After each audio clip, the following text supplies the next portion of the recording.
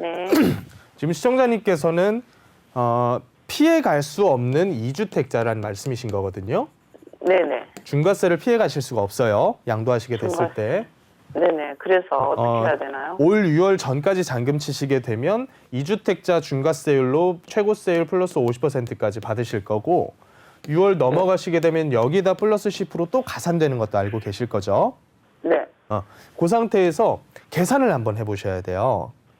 제가 이제 2주택자 분들한테 말씀드리는 게 뭐냐면 너무 겁내지 마셔라라고 말씀드리고 있고요. 또 하나는 보유세랑 양도세 두 개 다 계산해보고 합리적인 방향으로 하시면 된다. 이렇게 말씀을 드려요. 네. 시청자님이 가장 중요한 게 뭐냐면 이 두 채의 명의가 누구 이름으로 돼 있느냐예요. 제 이름. 둘 다요? 네. 공동 명의 이런 것도 안 돼 있으시고? 네. 그러면 조금 보유세 부담이 있을 거예요. 네, 그래. 시청자님이 냈어요. 뭘 하셨다고요? 좀 냈다고요. 좀 내셨다고요? 정부세인가? 2020년도에 하나가 입주가 들어갔다고 하셨잖아요. 네네. 올해. 그렇다 보니까 올해분 6월 넘어가게 되면 올해분 종부세가 또 나올 거예요. 네. 근데 올해분 종부세는 2주택자이기 때문에 시청자님께서 가지고 계신 온수형 물건에다가 광명에 있는 하안동에 있는 물건 요거 가액대 합쳐가지고 6억 구간 초과하면 이게 다 과표예요. 네. 그래서 2주택자분 세율 적용해서 종합부동산세든 재산세든 나올 거예요. 네. 근데 지금 두 개 다 시가가 뭐 한 10억 정도 간다라고 그냥 가정만 해볼게요. 네. 둘 다 10억 정도 간다라고 가정하면 올해분 계산하면 보통 한 1,200대에서 1,500대 사이 나오더라고요. 1년에. 많죠. 근데 이게 내년, 내후년 넘어가면 좀 더 높아질 것 같아요. 지금 시세를 봐서는. 네. 자, 그러면 양도했을 때 얼마 나올까 한번 계산을 해볼까요?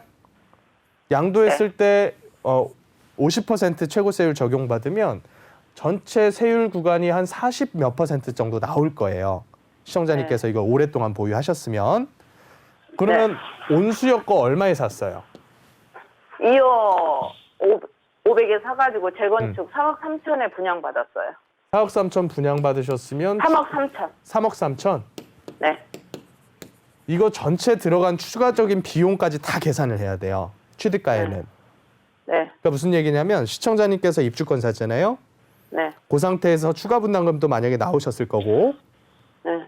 그러면 그 비용을 다 더해가지고 시청자님께서 취득가액이 잡혀요. 네. 그리고 지금 만약에 팔게 됐을 때 양도가액이 있어요. 팔 수 있는 가격. 네. 네. 요거 차이 계산하면 얼마 정도 될까요? 대충. 한 3억에서 4억. 3, 4억 정도? 4억. 4억 정도? 그러면 제가 4억 5천 나올 것 같아요. 4억 5천. 자꾸 올라가요? 네, 아니요. 아니, 제가 3억 3천으로 계산. 그러면 4억 그냥 잡고 네. 4억 중에서 거의 1억 7, 8천에서 2억까지도 양도세가 나올 거예요. 네. 대략적으로 계산하면. 그러면 이렇게 보는 거죠. 종부세 10년 내면 총 내게 되는 게 한 1억 5천 낸다. 양도세 한 방에 내면 한 2억 낸다. 네. 이렇게 계산하고서 판단을 해야 돼요. 그러면 제가 봤을 때는 어떠냐면 시청자님께서 소득이 좀 부족해서 종부세가 너무 부담스러울 것 같다면 정리를 하셔야 돼요. 네.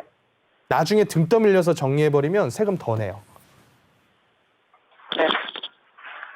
시청자님 목소리 들어보니까 네. 이제 열정적으로 일을 하신 나이는 지난 것 같아서 하는 얘기예요, 제가.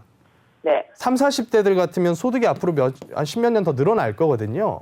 네. 그러니까 종부세 좀 내는 거 감수하고 끌고 갈 수가 있어요. 네.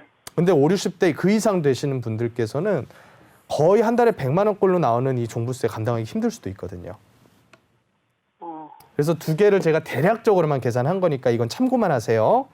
네. 이렇게 나온다가 아니라 대충 다른 분들 나오는 거하고 비교를 해서 제가 말씀드린 거니까 네. 요 정도 수준으로 알고 계시면서 시청자님이 판단을 하셔야 돼요. 네. 저도 이제 몇 억씩 양도세 냈는데 팔란 얘기 쉽게 잘 못해요. 저는 이제 현실만 알려드릴 테니까 판단은 시청자님께 맡길게요. 그럼 어떻게 하는 게 나아요? 저라면 하나는 정리를 하겠어요. 양도세 덜 나오는 걸로. 정리는 해야 되나요? 제가 다 계산해드렸잖아요. 음. 여태 설명드린 게 그거예요. 요거 내다 지쳐가지고 나중에 정리하려면 세금 더 나온다니까요. 그래서 안타깝지만 그런 거예요. 일시적 1가구 2주택이라던가 혹은 예전에 있었던 임대 사업자라던가 이런 것들을 피해갈 수 있는 방법들이 있었거든요. 네. 근데 사람들이 가격 올라가는 것만 쳐다보다가 나중에는 올라간 가격이 내 손에서 손가락 사이로 다 빠져나가는데 그걸 모르고 그냥 다 그냥 버텨버린 거예요. 네. 그래서 여태까지 온 거니까 시청자님께서 이거를 정밀하게 한번 다시 계산을 해보세요. 세무사한테 의뢰를 하셔가지고. 네. 그래서 종부세랑 양도세를 보고 나서 시청자님께서 정리할지 판단하시는 게 좋을 것 같아요. 네. 여기까지만 좀 정리 드릴게요. 저 근데 네. 빌라 하나가 있는데 3주택자예요? 예. 3주택자라면 더도 볼 거 없이 그냥 하나는 정리한다라고 보셔야 돼요. 빌라 쬐끔해요. 1억 안 돼요. 근데 문제는 그게 안 팔리니까 문제죠. 안 팔리는데 그거 어떻게 해야 돼요? 그거는 답이 없는 거예요. 싸게라도 시장에 던져버리는 방법밖에 없어요. 안 팔리면. 그래도 안 던져지면 딸한테 명의 변경해주면 되나요? 따님이 좋아할까요? 제가 봤을 때는 따님한테 짐 떠넘기는 것 같아가지고 따님이 안 좋아할 것 같은데. 네, 일단은 네. 네, 감사합니다. 네, 여기까지 정리하겠습니다. 네. 네, 고맙습니다.